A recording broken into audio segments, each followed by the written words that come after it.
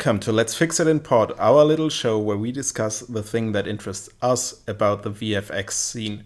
So, my name is Christoph, I'm a comp artist, I'm also a teacher and a journalist contributing to Digital Production magazine, and with me is my very dear friend Bela. Hello everybody, my name is Bela Beier. I'm the editor of Digital Production for many years by now, and yes, we have opinions and we're talking anyway, so why not record them? That's just easier, and it helps when who said what. So join us for our round of walking through different topics of VFX, CGI, the artist's life, whatever tickles our fancy. So Christoph, how did you get started with all of this? Well, I actually got started in the crib because my parents actually started in claymation. I'm gonna jump over that part. And my very first piece of soft and hardware, I have to say, that I really got into compositing was a Quantel Henry. Now that's really what year was that? That was, I started in 98, so that must have been the first time I got onto a Henry was in 99, maybe 2000, something like that. And the start of a new millennium. Yeah, way back when. Oh, yeah. Well, that hugely expensive machine, I think it retailed for something close to 1 million something Deutschmarks back then. It was this huge box, and it came with something that we kind of lost today, which is control surfaces. So you got these faders which were motorized. They would move along to this to the intensity of the audio, which you never needed for commercials, but it made a great party trick at review sessions. Then you had this weird contraption called a rat, which was basically a joystick that you could hold in your hand with 4 buttons atop, which were the shortcuts that you use to collapse clips on the desktop and all that stuff. And then you had a jog shuttle, something I really used often to shuttle through footage. So you could remote the VCR with that, but you could also use it with actual clips you had working on. So it was really tightly integrated, actually so tightly that you never used the keyboard for anything except saving stuff to the library. That was the only use you had for the keyboard. Otherwise, this thing was driven with these control surfaces. Sounds weird, but had a huge advantage, and that was you really, as an artist, focused your view on the image you were working on, not on the value you were adjusting somewhere, like, am I multiplying by 1.1 or 1.12? That didn't concern you because you were looking at the image. Your left or right hand was handling the control surface, and that way you adjusted the value where it just felt right. It was a really tactile, really artistic way of doing a very digital work. But, well, Henry's not around anymore. No, it went the way of the dodo, that's for sure. And yeah, these days we get software-only things. There's very few softwares you get extra hardware with them. Yeah, and that was my experience when I switched then to stuff like the Cyborg or Flame or Nuke. I was stuck with a keyboard and a pen and a tablet. So pen and tablet is great, keeps you away from the chiropractica, at least my honest opinion. But I had to learn a lot of keyboard shortcuts, and I had to get adjusted to actually adjusting values on screen rather than with a control surface. And I always felt like this put up an additional barrier between me and the image. And so I was on the lookout for something to break down that barrier. Could have asked me. There's loads of tools you can do that. But the pen and tablet way is great. There's this thing that I found quite annoying. A lot of artists do not look at their basic tools, the stuff you have in your hand all day long. I've seen people working on $1 million productions on a €10 keyboard, which is clunky and doesn't register half of the keys. So you can do better there. And if you're getting closer into the 3D world, into post-production, into working with images, there's a couple of things that are helpful. Well, one is obviously the basic mouse, and I'd highly recommend, if you feel the twinge in your hand, the the first visits through the carpal tunnel, go into your local IT store, computer store, try a couple of mice. Most of the people I see use mice that are too small. So there's two grips. You can have them like this and move it like that, or you can have it probably lying on the back and have the mouse big enough that your fingers do not touch the table. They are $20 will do you fine. If you spend a little bit more, you could go for something like a professional mouse. In this case, I'm holding up the Cat Mouse Pro Wireless Left by 3D Connections, longer name than most people. And this is something called a professional mouse for a simple reason. It has a middle button, and everybody working 3D knows how often you need that. It obviously also has a wheel. You can go into both directions, so all four directions. Most wheels go in both directions, I've been told. And it is one of the first tools I want to show you that has one of the big problems, and I'm going to tell you later on what the problem is. You need an extra software for that. The software by 3D Connection works really well, and it's custom made for 3D applications. So you get special tricks and functions and pre-programmed settings and macros and stuff for things like Cinema, like Maya, like 3ds Max, like Revit, like Unreal, all of these things. And because they know that they're working for 3D artists and engineering and stuff like that, they make their tools play well with the tools the artists use. And also it is big enough even for a grown-up hand. It's so funny that we spend so much time each day in front of our computers. I mean, this is how we spend our livelihood. But in every company you walk into, you find workstations with the default keyboards that the workstation shipped with really mice where you can be lucky if you've got a wheel or a third button. So I've seen this in so many places, and it's like, we're living in the 21st century. We should have height adjustable desks, and we should have proper hardware on those desks. It's Christoph, especially in studios. But if the company gives all their artists proper hardware, how will they sort out the older ones if they can't use their hand anymore?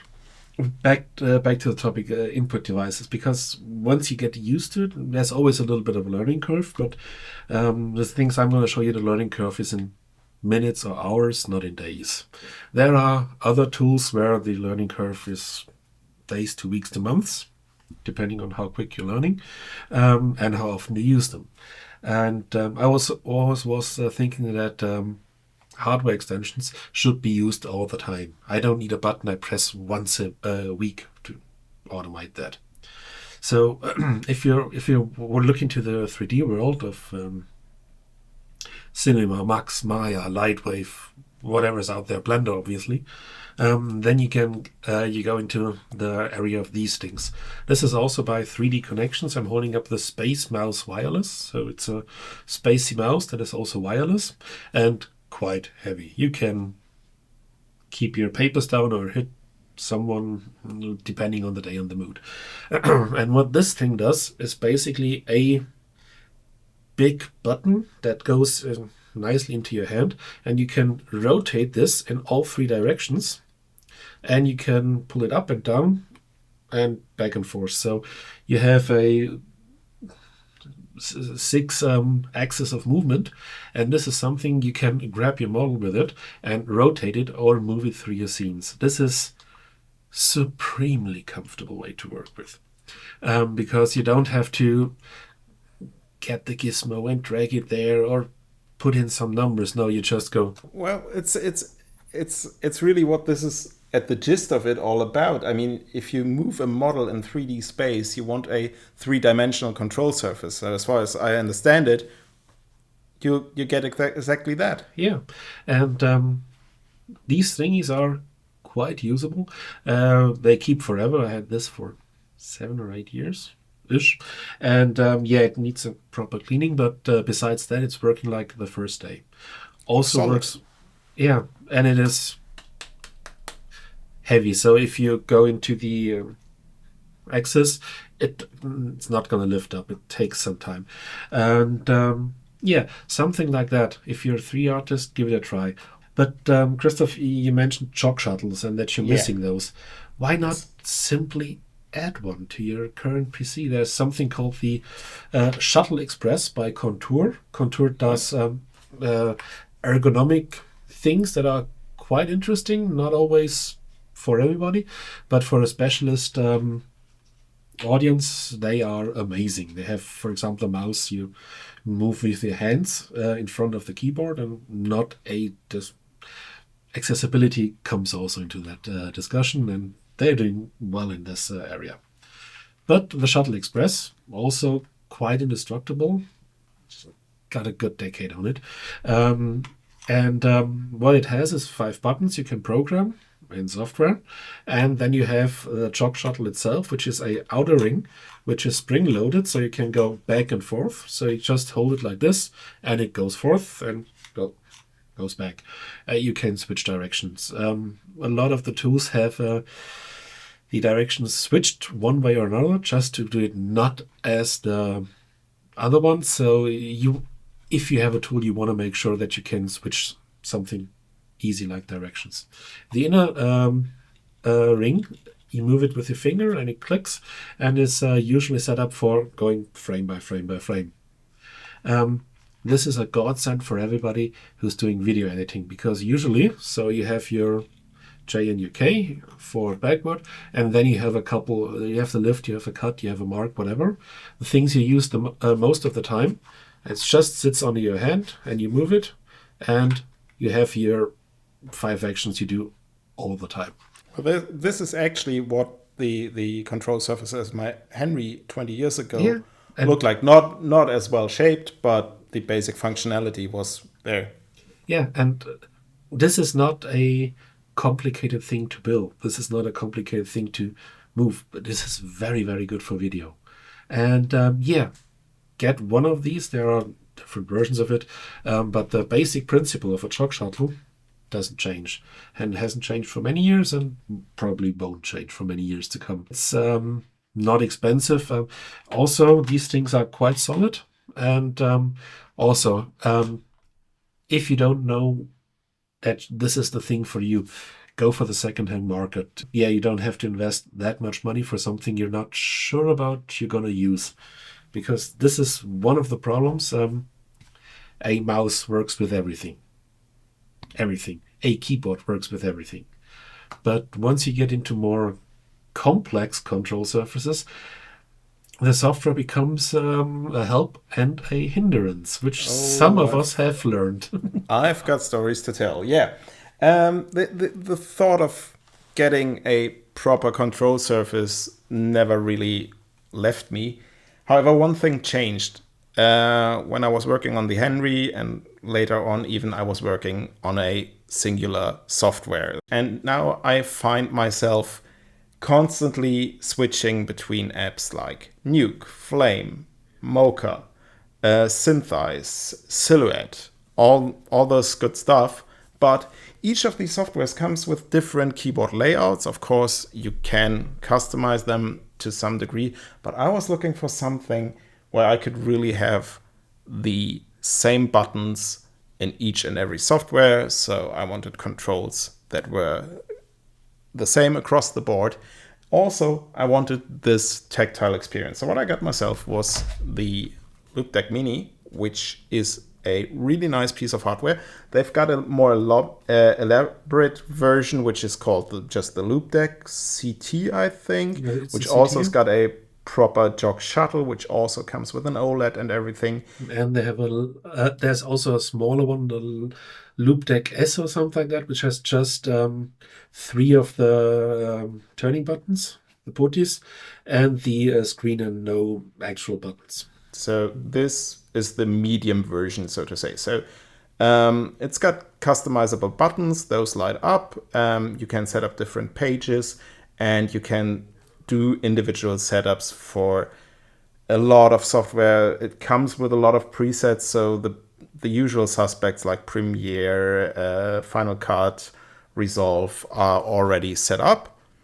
There wasn't a setup for Nuke, so One thing I've tested the small one about this time last year, and there is currently a thriving community of people doing different layouts also for the common ones, and I think I've seen 12 or 15 different ones for Premiere, fitting onto the specific workflow you have. There was one obviously doing broadcast stuff, and things like that, or you can have the color ones or the bridging to After Effects like that.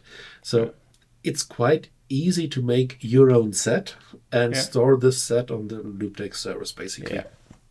And that was my idea, and I started to fiddle around with that, and then I stumbled across the fact that Nuke doesn't ship with a shortcut editor, which is quite nasty. Especially if you want to change shortcuts, you can actually do that, but you need to code Python for that, and that's not in my realm of things.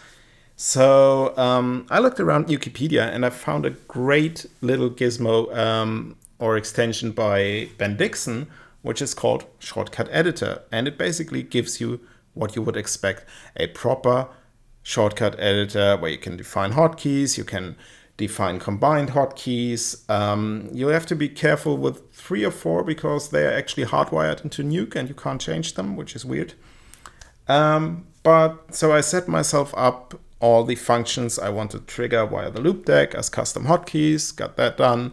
Then I set up the Loupedeck, got that set. And it was really a great experience because I did stuff, for example, I adjusted the feather of a mask with a control dial, which is really nice and brings me back to the whole thing of looking at the image and not at the value. And I did a setup for transforms where I had X, Y, and Z on separate dials and could adjust them individually. And it was really nice to move stuff around and keeping looking at the image. So that worked all nice. And I did a setup for Mocha, basic one. And so I had the same zoom in, zoom out as I had in Nuke on the same dial, same buttons. It was great. And then I came to Flame and started to set up those buttons. And the first one worked. But when I got to combined hotkeys, for example, Shift R to view the red channel, you want to assign that to a button on the Loupedeck. That didn't work. I have to give the companies credit. Their engineers stuck their minds together, but they couldn't make it work because something on the operating system level and the way how Flame interprets hotkeys doesn't jive with the Loupedeck. So the result of that story was that this now sits on my desk gathering dust because I use it for Nuke, but I don't use it for Flame. Then I keep using it, and I never really get to build up muscle memory with it. One question. You're using Nuke and Flame on a Mac. Is it the same on if you'd use it on Linux? That's a good question. We discussed that in the Flame forums because there are actually quite some compositing artists out there who want the same thing, like a universal control surface. I don't think that the Loupedeck itself is supported under Linux, but I might be wrong on that. I have to fact check that. I like the Loupedeck, the little one. Spent many a boring meeting customizing a soundboard with all the things you need, because the kind of meetings I have to attend, I always need a Darth Vader voice. But it's just buttons and putties, so you can enter a command or you can go up and down a things. There's a third kind of thingy where you're gonna go 3D basically, which is balls. So yeah, and in this realm, that's one of the things I don't have one here, um, because they get expensive. This is not something you try for. Yeah, that won't hurt me, but that's something where you have to invest. I think the smallest ones are starting these days at about 200 ish. Those very small resolve Yeah, and ones. that's basically the same amount I paid for the Loupedeck, and I think that's my lesson to take from this is if you get into this stuff, check if it works with your software, check if it fits your needs, if it is what you want it to do. And Really give this some tryout time because for example the jog shuttle you showed, if you find that you don't use it that much, it will not break your bank. But I think like if you spend a couple £100 on hardware, you want to actually use it, yeah, and you want to use it frequently. yeah, and also this is in general, if you go for any additional control things, look at the software first. I've bought things that are in theory brilliant, but they don't work because it's made by a company in Asia and they don't have a translation layer. So you have an interface we can do, and that interface was updated last time in 2012. So if you think about that, take a look at the software. If they don't have screenshots, big red flag. If the last update is older than a year, giant red flag. If they say, oh, you can figure it out for yourself, just run. And also, if it's something that sells in very, very small numbers, I don't say run, but you have to have an extra deep look because there are some tool sets and some software packages. I'm not calling something like Yugen app. It's a software package. Um, Something like that. You have professional hardware which can work but also can't work. In this realm, obviously, we're talking about grading panels. If you're surprised by that, whoa, it's going to be very interesting for you. Well, Um, grading panels don't have to be that expensive. I would like to showcase this. I got that for just one single job. So this is the tangent ripple. And I originally bought this for a job I did in Resolve.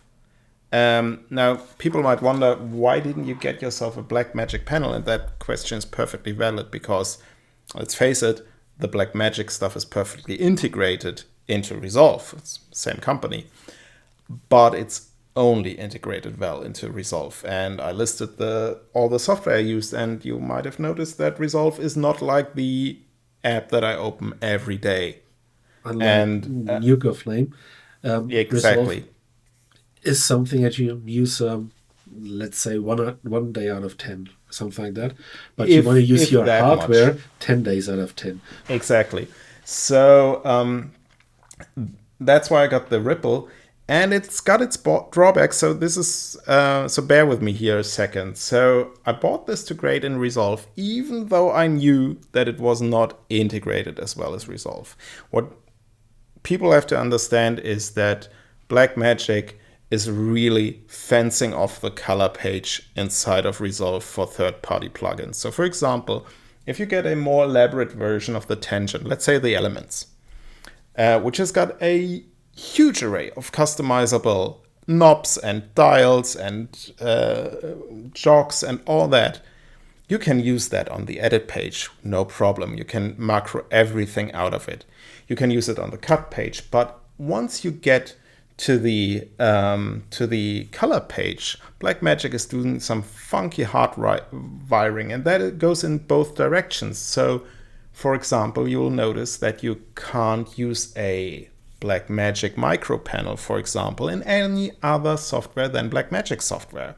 You will not make it able to run inside of Flame or Nuke, and that then led me to the decision: okay, I'll get something which is not too expensive, which will be paid by that single job, but which I can use further on from there. And I actually did. If I do a lot of grading inside of Flame, I actually connect my tangent up and use that to do my lift gamma gains. So to connect that for perspective with the old guys talking about things, these are very small panels. And there's not many of them. There's the Ripple one. Then there's a small Avid Thinker, I think, the CP, whatever. And then these days there's the small Blackmagic panels. Those only came out in the last 5 years, to be honest. Before that, anybody asking for a small grading panel would be laughed out of the studio. Because Well, a small grading panel started at 5 figures. That was small. That was the truth. Relatively small. There were budgets. That was something really small, something you just got because, why not? It's not that expensive. Yeah, budgets have changed. Yeah. By now, the big Blackmagic panel, that's basically the most expensive dongle for Resolve you can buy, right? Yeah, and it's a great panel if you work in Resolve, and it's sturdy. It's gonna last. It's gonna last longer than your artists these days. But it's just for that. Well, that's something you have to give to Blackmagic, is that you can have the same functionality with a very small, very slimmed down panel, which is very affordable, up to the medium one. And then you've got the huge one. If you really still want to equip a proper grading bay, you can do that. But honestly, most of the colorists we talk to, they are perfectly happy equipping their own suite with a medium version. And this is the place where they spend every day doing their work. And they actually don't need the huge bay to run Resolve even better. Not that long ago, color work was extremely expensive. Those guys were paid basically by the minute. And there weren't that many people who could actually do that. So the people doing the panels only sold big ones because there's a margin there. And not many productions, or not all productions, had a color workflow in any way. Some of them just went straight from camera to edit, print, and send it off. That's good enough. These days, every TikTok channel has some kind of color management in it. That's, for one thing, that's the cameras got more and more diverse in all different directions with integrated looks and stuff like that, which is something that didn't happen earlier. And with a couple of the panels getting cheaper, with the software getting cheaper and more affordable and easier to use, this changes. Honestly, I think you can see that quite a lot. I mean, Blackmagic acquired Resolve out of DaVinci, which was one of these legacy companies you were talking about. And they've completely transformed not only the software, but also the hardware they are selling along to fit those needs. And honestly, for a professional YouTuber or semi-professional TikToker, a €500 panel is a great investment, will hugely amplify the quality of the videos they output. And the speed of the necessary time to get a good look, a professional look. Probably you won't do a IMAX grading on that. Yes, but for day-to-day use and depending on the channel, that's more than enough, and it's gonna elevate your content, whatever it is. And one other thing to keep in mind if we talk about these smaller panels is also, with COVID, we established the remote office, the home office. I've seen a lot of people going into either a home setup or a co-working space where they work, and these things are mobile. You don't want to actually carry around a Blackboard 2 or the big Blackmagic panel. No, but in all seriousness, I think this is really a good example on not only software but also hardware democratizing. Like these control surfaces are now available to a much wider audience. And if you think about, I said the Henry where I started was 1.4 million Deutschmarks back then. And you couldn't buy these control surfaces separately or connect them to any other software for that matter. Yeah. And the thing is, I think this development will get more pronounced once we get to the second and third hand market, because these days all of the Blackmagic panels, all of the tangent ones, those are still professionally built things. This is not a cheap squeaky plastic thingy. These things last. If you take a bit of care of them and don't stick your bubble gum at the bottom, Please don't. they will last a long time. And so also, and this leads into that the previous generation of panels is these days still around and still very usable. And depending on which software you use, for example, if you're using things like Nucoda, like Simulate Scratch, like Phoenix, you can get a cheap panel that would have been a couple of $1,000 10 years ago, which is still going to work and still going to feel great in a refurbished and used way for a couple of $100. Well, this sounds like a perfect segue to our guest, who's kind of proficient in the restoration and upscaling also of panels, which is also a thing I find quite funny. The guy we're going to talk to is doing, for example, specialized rings for the grading panel. You have on the outer side you have a ring, which is usually metal, and that's something that gets used all the time. So it has a residue, and not the nice way. So, and these days it's fashionable. If you're a big DIT on set, you have your own colorized rings. So to get into why this is relevant and how are these things still working, let's pass over to Mazze. So, hello, and to my side you see Mazze Aderhold, who is on the one hand doing stuff with Simulate and Scratch and LiveFX, and on the other side does the refurbishment of grading panels and doing the maintenance for tangent panels and stuff like that. So whom better to talk to about old used hardware? Hello, everyone. Glad to be here. I've been doing grading panels for the past, 10 years actually, mainly, with my company Angry Face. I'm manufacturing upgrades for tangent panels. I'm also the official service center for the entire EU for tangent panels.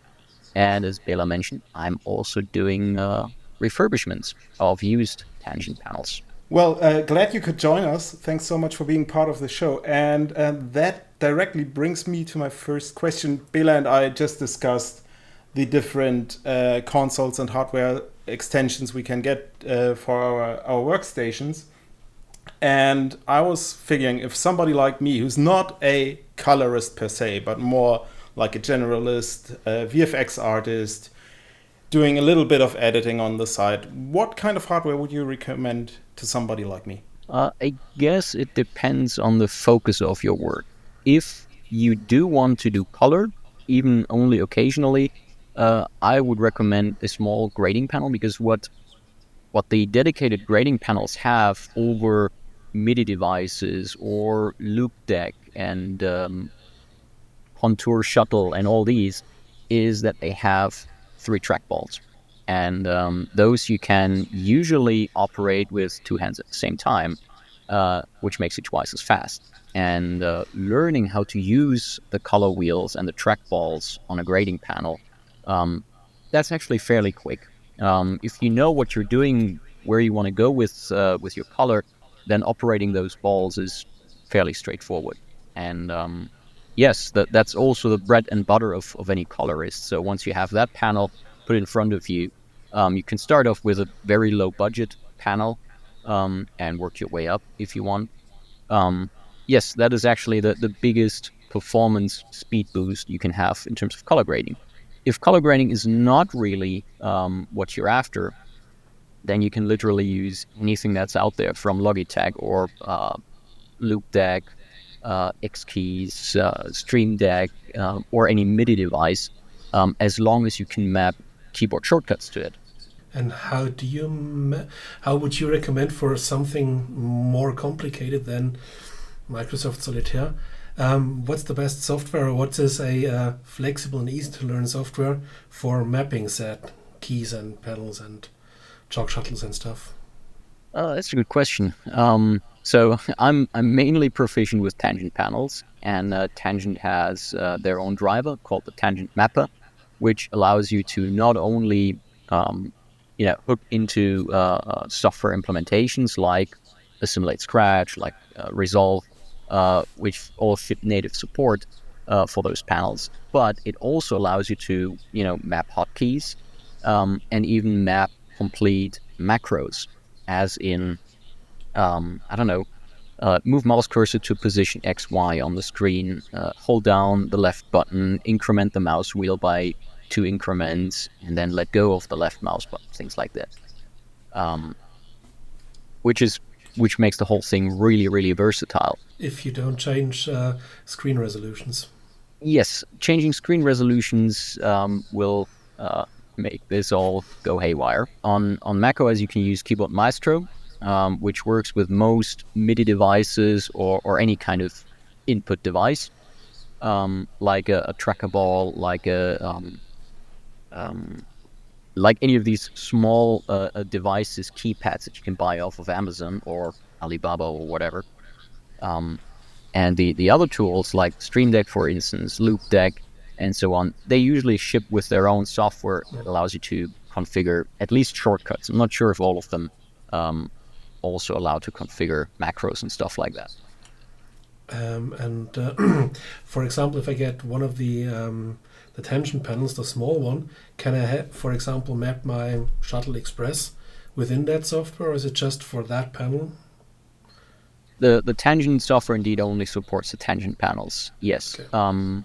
What you can use is a tool that's also Mac only, unfortunately, called Command Post, which not only supports the tangent panels, but a whole bunch of other panels and devices. And with that software, you can mix and match however you like. So you gave us a good overview on what abilities there are to start with control surfaces, but what are we talking price range? So where do we start, and how expensive could it possibly get? I think the most cost-efficient panel right now is a Tangent Ripple, which ships with the 3 tracker balls and master dials, and that starts at around €300, I believe. And from there on, you can upgrade to a Tangent Wave 2, for instance. Or if you're looking at using a panel with DaVinci Resolve exclusively, you can obviously go with the Blackmagic panels. The new micro panel, version 2 of the micro panel, is at 500 something euros, I believe. And the mini panel, the bigger brother, starts at, I believe, 2,000 euros. And if those things, how much are they used, or is there a used market for that? Yes, there is. As a matter of fact, I sometimes buy defective panels, used panels, and I refurbish them. And once I'm done with them, they're actually better than new, and I sell them on, including warranty, I might add. Other than that, what you also find on the used market, and that might actually also be a good entry level, are the JL Cooper panels, and also the Avid McCullough, or the old Euphonics McCullough. It's one and the same panel. Avid at some point bought Euphonics and ripped off the Euphonics label and put on an Avid label. They're one and the same panel, and they are usually being sold fairly cheap, and they're still supported by all of the softwares that used to support them, like Assimilate Scratch, like DaVinci Resolve, and Filmlight also supported them, I believe. So if you have the chance of getting such a panel for cheap, and you know that it works, go for it. They're really good panels, and they don't break easily, so you don't have to be afraid that you buy it and it falls apart after 2 weeks of use. If they work, usually they continue to work. And if we look at the providers, so one of the things I always wanted a panel, but I'm jumping around between different softwares. What is the panel that works with the most stuff? I think that would be the tangent ones, but is there a way to map panels between softwares? For example, if I have a tangent panel in Resolve or a Resolve panel in Filmlight. Well, the Filmlight guys would hunt me down, yes, if I do that, but is something like that even possible? And is it functionality, or is that, let's call it closed garden? Frankly, the Filmlight guys did a really, really great job of mapping third-party panels, like the Avid panel and the tangent wave and element panels. So I'm not sure they would hunt you down. Maybe appreciate you for making use of their code. Anyways, so the Blackmagic panels are generally really good panels, technically. But obviously they only work with DaVinci Resolve. So if you're using literally any other software package, you won't be able to use those panels because Blackmagic has never released an SDK for third-party developers to implement and add support for these panels. I've gotten that question quite a couple times at Assimilate, where people wanted to use their Blackmagic panel with Scratch, for instance, or Live Effects, but yeah, unfortunately our hands are tied here.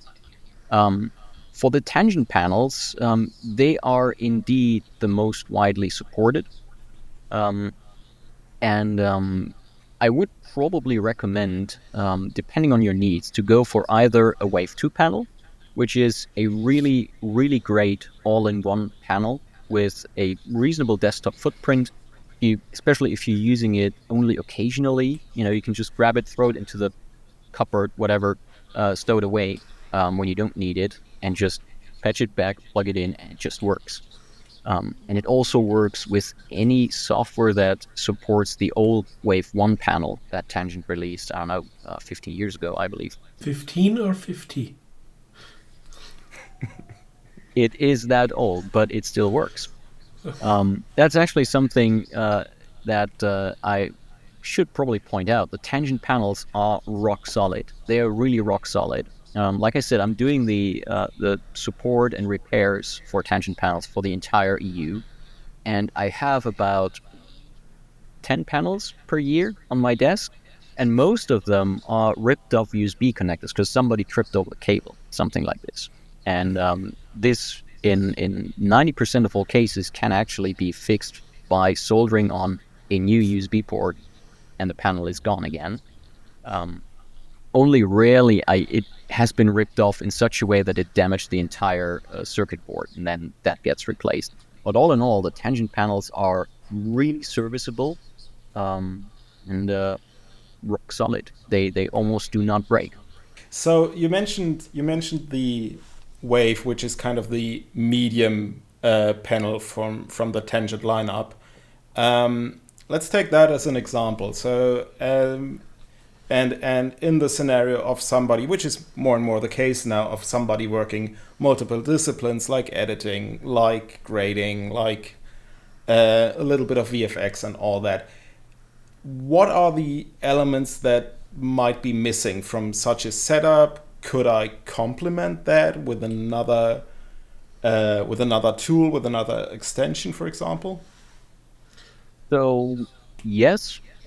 You can, of course, do that. The good thing about the Wave 2 is that it's a fairly complete panel. It has buttons, it has encoders, it has a jog shuttle wheel, and it has the tracker balls for color grading, which obviously you can also use for framing and things like that. Sure. If you want to add something like a Stream Deck, just as an example, you can, of course, do that and map hotkeys or things that should work cross applications, things like, quickly opening text edit so you can take some notes, stuff like that. Nothing prevents you from doing that. But yeah, the Wave 2 is actually a fairly complete panel with encoders, knobs, buttons, jog wheels, tracker balls, and displays, I might add. Just an idea. Imagine a world where tangent doesn't exist. What would I need on my desk to replace all that? A load of X keys boxes, probably. But yes, and a family package of headache pills, stuff like that. Oh, I always have those under the table. No, I mean... right next to the heartburn medication. and the earplugs. Obviously, there's always the high end panels. Filmlight have their own control surfaces. The Slate, the Blackboard Classic, Blackboard 2, Blackmagic has their range of panels, ending with the advanced panel at around 26K, something like this. And same for Digital Vision, SGO, Mystica. All these software packages have their own dedicated high-end panel. But that is obviously total overkill for the occasional colorist. Also, being an occasional colorist, you would probably not buy into any of these packages. So if there was no tangent in this world, you would probably have to really plug your stuff together using 3 separate trackball devices.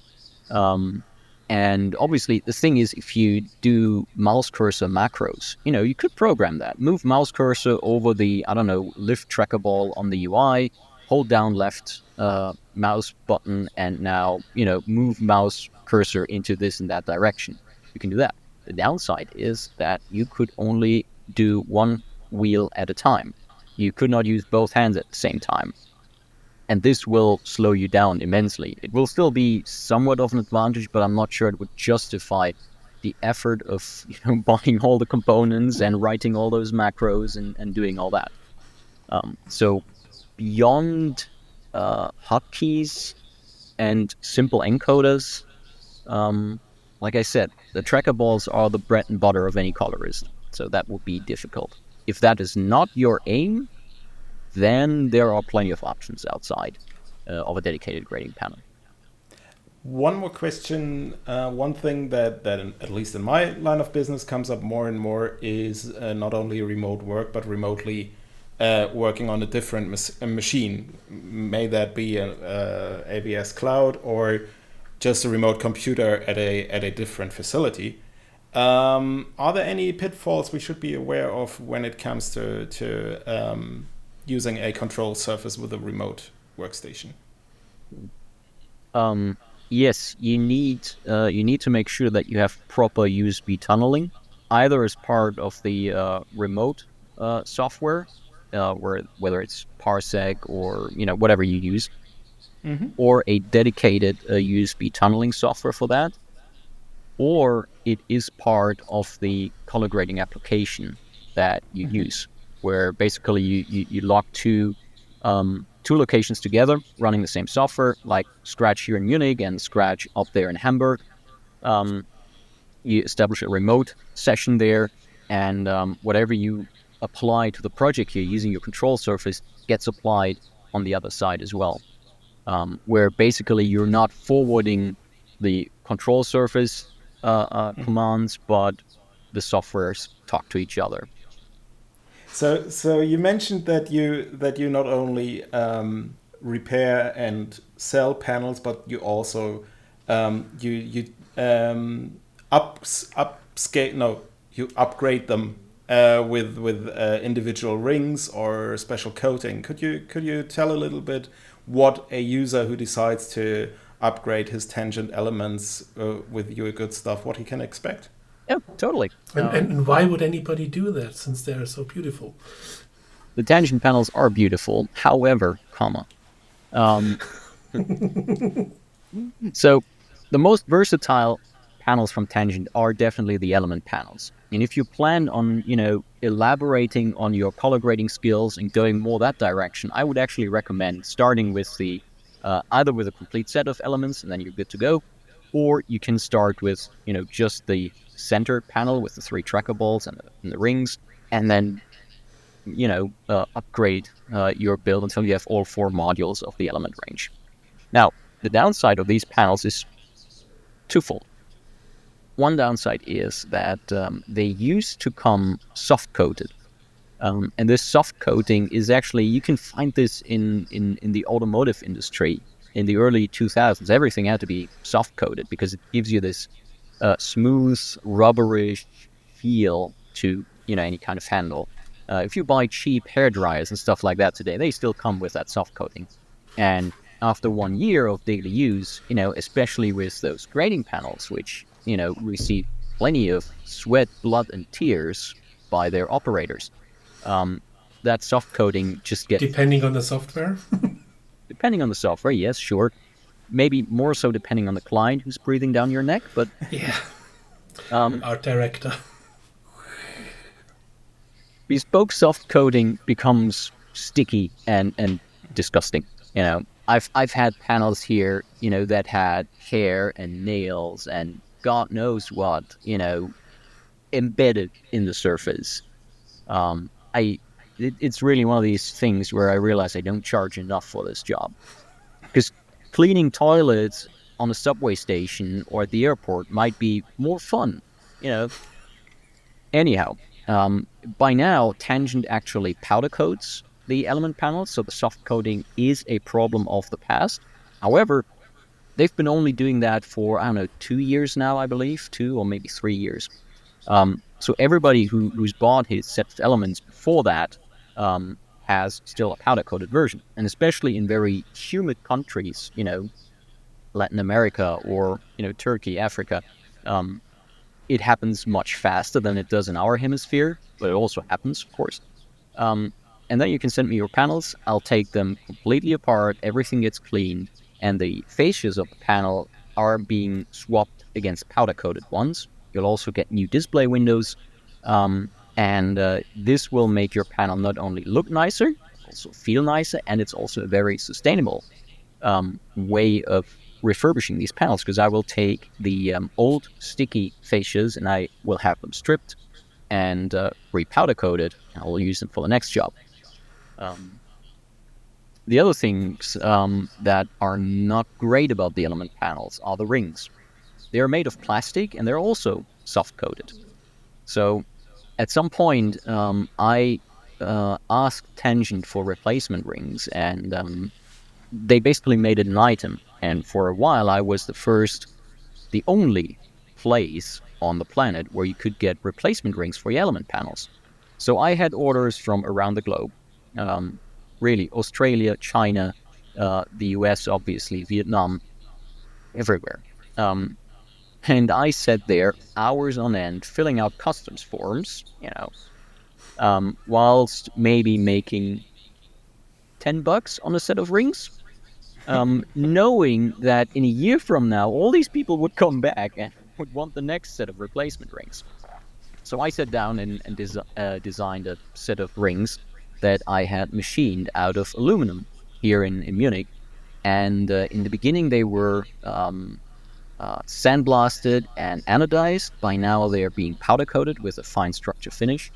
Um, and with these rings, they're obviously a tad more expensive than cheap plastic rings, but I really, really hope whoever buys a set of rings buys the last set of rings he'll ever need. Um, and I only have to bother once with shipping them around the globe, and not on an annual basis. Um, so I did that, and these are the main two flaws of the element panel: the rings, and the coating. Like I said, coating is not a problem anymore with any new set that you buy. The rings still are, and they make for a nice upgrade once you feel like giving yourself a treat. And if you powder coat them yourself, could I, for example, do any color I want? Can I have a panel for the intern that is hot pink? Frankly, yes, we do custom projects. With powder coating, it's a bit difficult because the um, powder coating metallic things with a fine structured finish, so you have some grip on the ring, actually doesn't look that great. I would not recommend doing that.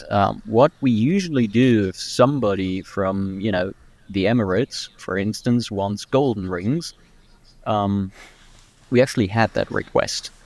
It didn't come through, but we had other people requesting golden rings for whom it was enough for them to look golden and not actually be gold plated,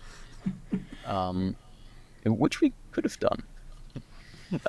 No, usually what we do is we then have them anodized, with the hint that the grip won't be as good as with the fine structured powder coat. Still good enough for most people, but not for everyone. Other than that, yes, we've had fancy requests like gold-plated rings or uh, rings coated with Vanta black. Not sure if you heard of that. The 99% black Yes. coloring, which is basically just visually a hole in the world. Yes, it's the blackest black that you can buy, and also horribly expensive. I think even more expensive than gold-plated rings at this point. So yeah, we can look into those things for you. Um, Other than that, what we did was we revived the foam inserts for the element panels to put into a Peely case. These were not being manufactured anymore. We redesigned them and are manufacturing them again. And also dust covers for the element panels. And more of a cosmetical upgrade than a functional upgrade, we also have our dark petrol metallic tracker balls for the element, wave, ripple, any tangent panel, as a matter of fact. So one last question. Shoot. I know that you've got a little side project that you got yourself a original DeLorean and you're renovating that. So I was just curious, what's more disgusting, upgrading a really hard used grading panel or a 30-year-old car? That is a wonderful question. And I can't tell you. I mean, with my car, it has served as a 5-star Rodent hotel for like 30 years. And at the beginning, it smelled accordingly. Um, so I ripped out all the carpets and the seats and everything and had that clean, which was a horrendous job, which I will never in my life do ever again. A choice I don't have with tangent panels, unfortunately. But they're equally disgusting. You know, if you find yourself in the middle of a job wishing to be cleaning toilets on the subway station, instead of doing that, I think that says a lot. Um, but, you know, choosing which one is more painful, I'm not sure. I wouldn't wish any of the two on anybody. Well, perfect thing to end this wonderful talk. Thank you so much for being part of the show. And yeah, have fun with all the other stuff except cleaning out panels or old cars for that matter. Thanks, everyone. Thanks for having me. Have a good day. So you've been to Amsterdam. I figure you want to tell me everything about all the greatest bitterballen and maybe all the cheeses you brought home. But honestly, I want to hear about IBC. Well, with this year's IBC, it would be happier if I told you about Bitterballen, because it was a little bit more muted, though. The industry is not in a very good mood right now because with the aftermath of the writer strike and the managers using the word AI to replace everything they think is useless, which usually only means management is useless and spends their money on new toys instead of getting work done. I have opinions on that, many opinions. So nobody's buying stuff for new shows because everybody's waiting when the new shows are coming over. And yeah, there's a bit of a holding pattern. Did you bring me this 17K camera I asked for? No, I asked them if they want to give it to you, and they said no, they're only gonna give those to full-time Resolve users. Now tell us about that one. Yeah, so 2 days before the IBC, Blackmagics sent out a newsletter, which they're doing if they have a new product, introducing the physics monitor or Pixies. I can It's one of those artificial names, which is a really nice monitor you can put on your camera and think wrote the news for that. No, that looks nice. That looks fun. And wrote the news, did something else.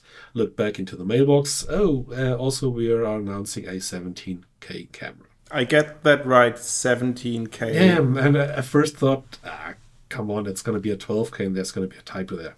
Everybody makes mistakes. Everybody. So, and did something else and I read again. So no, they have the mistake of, do they really mean 17? Yeah, they do. Yeah, what would you need that for? I mean, Well- I know this questions get this question gets asked with each and every format. But 17 is a big jump from the 4Ks that are standards. I mean, theoretically, this is a 4K camera. You have a 4K camera there. So Sure.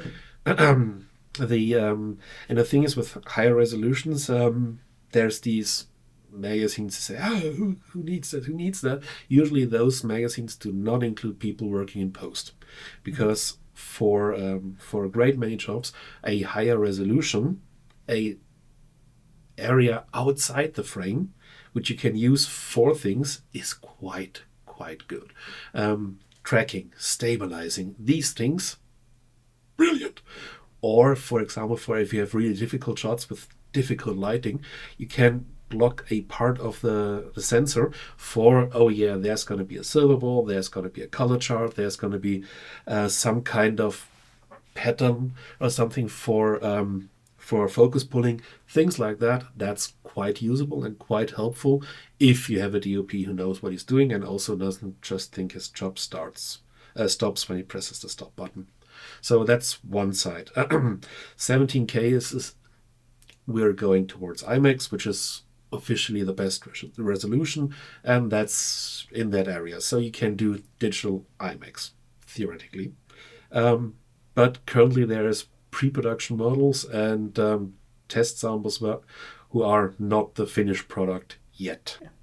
And the second thing is with these kinds of cameras, and also this is valid for the 12K cameras and the 6K cameras as well. The 6K cameras are for downsampling. So if you have difficult lighting and you know you're going to broadcast in 4K, you shoot in 6K, and you have a resolution reserve for the downsampling. So you get all the information in a smaller or in a different amount there. So you have, for 1 pixel, you have 4 to take this photon. So this makes the algorithms for downsampling much more efficient and much more reliable. When you get to the things that post-production usually forgets, a ginormous resolution is extremely helpful. Think sports, think crowd work, because then imagine you're at the soccer, for whatever reason, lost a bet or something. You can have 4 cameras doing one this area, one this area, one this area, or you can have one giant 17K camera going with a wide angle, all of it, and just grabbing the part of the image where the action is. Two things come to mind. Firstly, I think 17K is gonna break a lot of people's minds when you come to downsizing, because you usually try to do that by like 25, 50%, etc. So this is gonna be nice monkey wrench thrown into our work.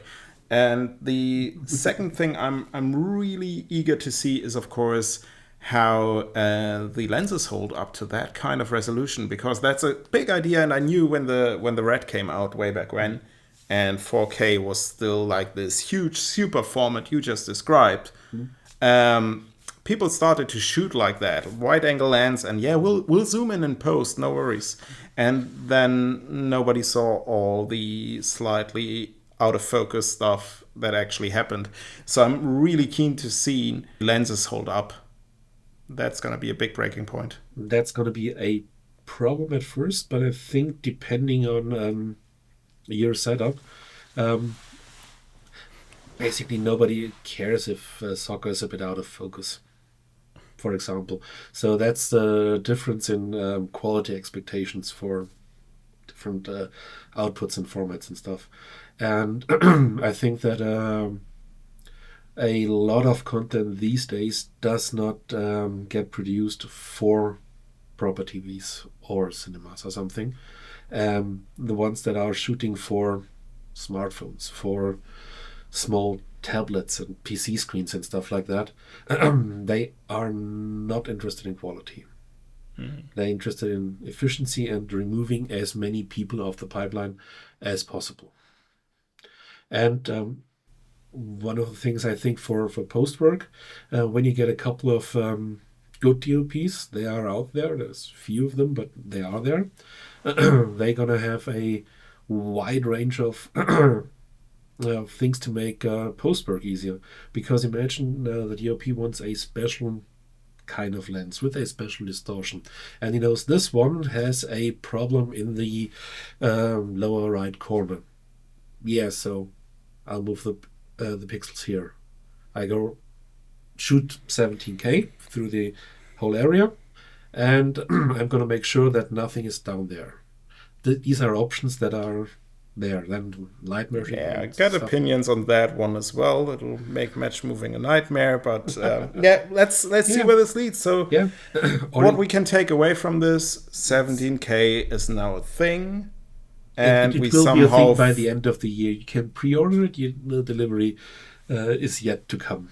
Yeah, and we somehow all missed 16K, which was what I expected after 8K. But there you go. They done one better. And let's be honest with the people building cameras, doing one better just for the shits and giggles is also an option. We know these people. There is a sense of humor there.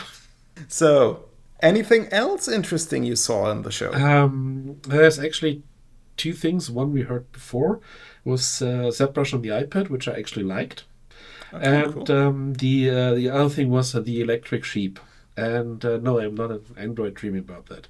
So let's start with that. It's something a friend of mine pointed me towards, and I met with one of the two founders of the company.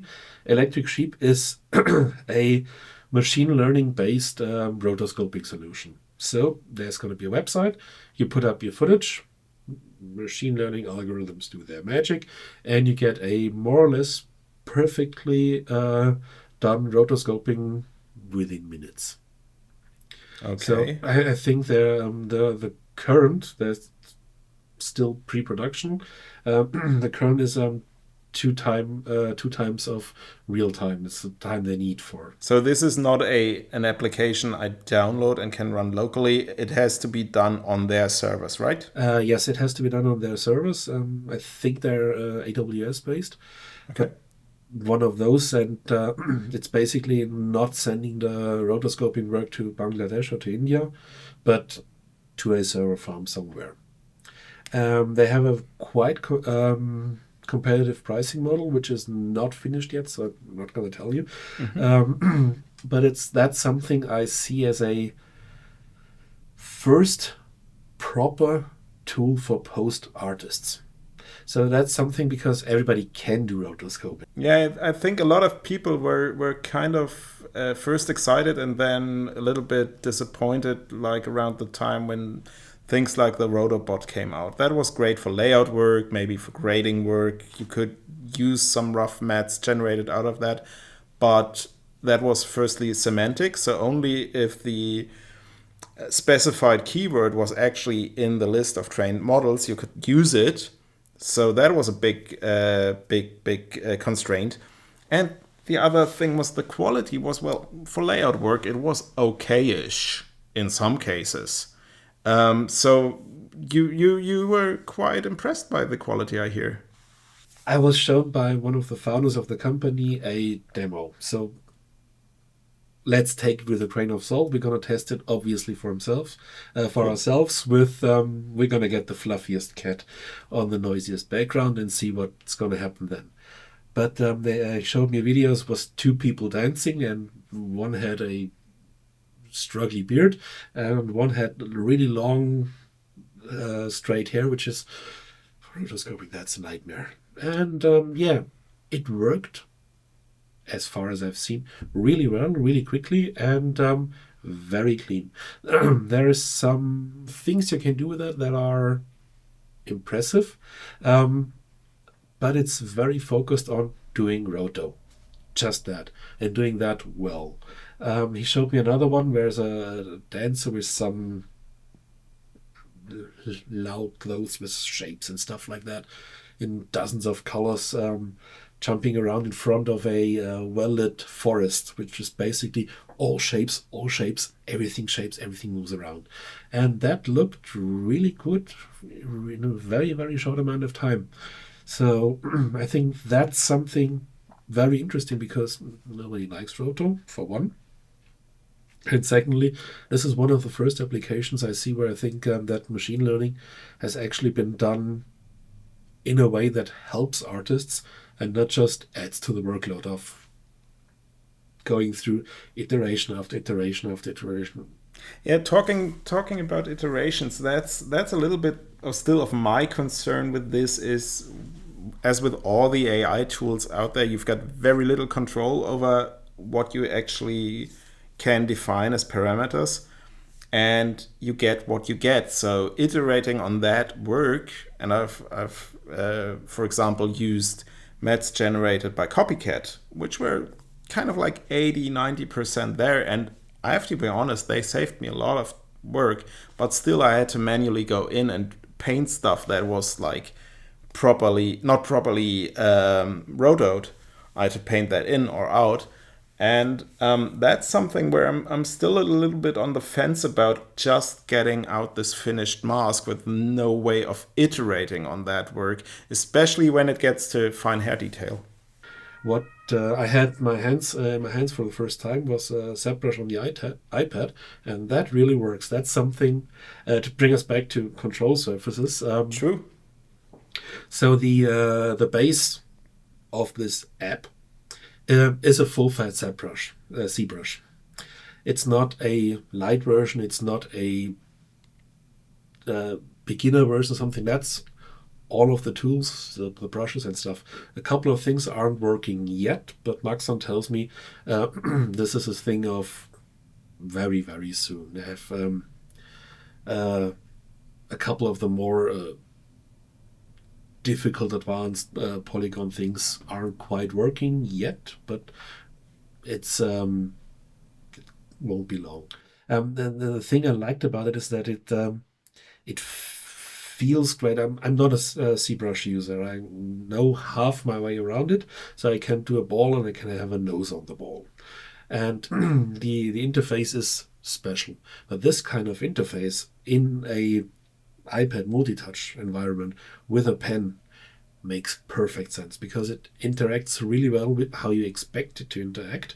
And the mobile interface actually helps and gets you very quickly to the tools you want, to the tools you need, and all the layout makes sense, so you can get up and running quite quickly.